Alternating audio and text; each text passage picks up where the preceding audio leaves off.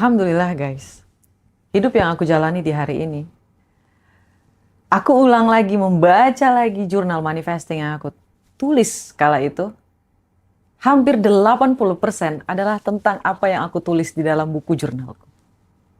Kayak gitu. Jadi buat teman-teman akan sayang banget kalau sampai tidak melakukan teknik jurnal. Kenapa?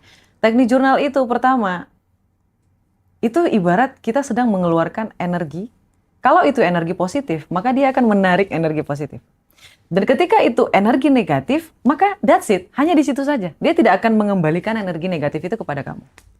Dan kenapa saya selalu mengangkat tentang jurnal konvensional, Mas? Kertas itu, percaya nggak percaya, mereka itu dari pohon bukan? Iya, betul. Pohon itu adalah ciptaan Allah Subhanahu Wa Taala. Dan setidaknya meskipun mereka sudah melalui proses kimia, pemecah belah serbuknya atau gimana, terus langsung jadi kertas kayak gitu pasti ada prosesnya. Tapi yang pasti dia masih mengandung serat dan itu 80% langsung dari. Dan kita bertemu langsung kayak gitu. Ada aroma bukunya juga. Dan itu yang pertama. Iya. Energinya itu langsung, gimana bilangnya? Langsung kayak gitu. Dan yang kedua adalah, ketika kamu melakukan jurnal konvensional, kamu menulis. Ini jurnal ini banyak ya guys ya, ada 8. Dan nanti ketika kita ngadain seminar di Ngaji Roso, aku akan bahas 4 jurnal. Ya, ada yang namanya koreksi diri, love letter, manifesting, dan yang satu lagi ide kreatif. Ide kreatif ini sangat-sangat bagus buat para pebisnis yang pengen memang untuk menjadi seorang pebisnis. Kayak gitu, untuk masa depan. Kalau ide kreatif itu jauh membahas tentang apa yang ingin kamu lakukan dalam hidup kamu, dengan uang kamu, dengan orang-orang yang ada di sekitar kamu. Trik masa depan kayak gitu. Dan koreksi diri itu lebih kepada evolusi diri kamu. Dalam self-love, dalam law of mirror. Seperti itu.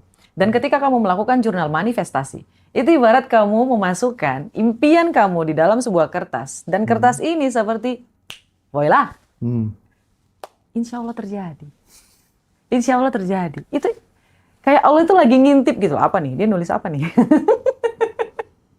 80% itu terjadi semua, Mas Hendra.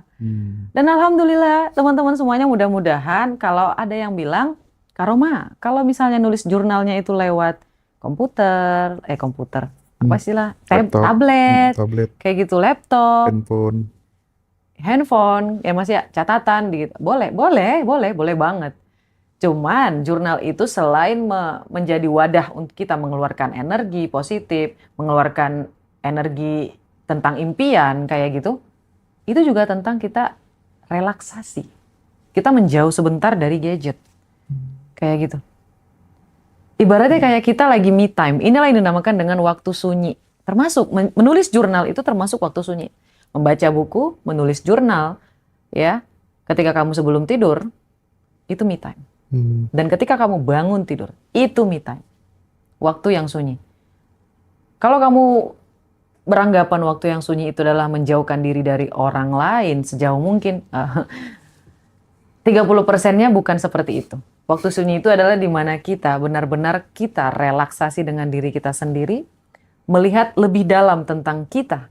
Kayak gitu. Ibaratnya kayak kamu masuk ke dalam alam bawah sadar kamu, tapi tidak sedalam itu. Kamu dan diri kamu. Ini adalah waktu yang sunyi. Kayak gitu.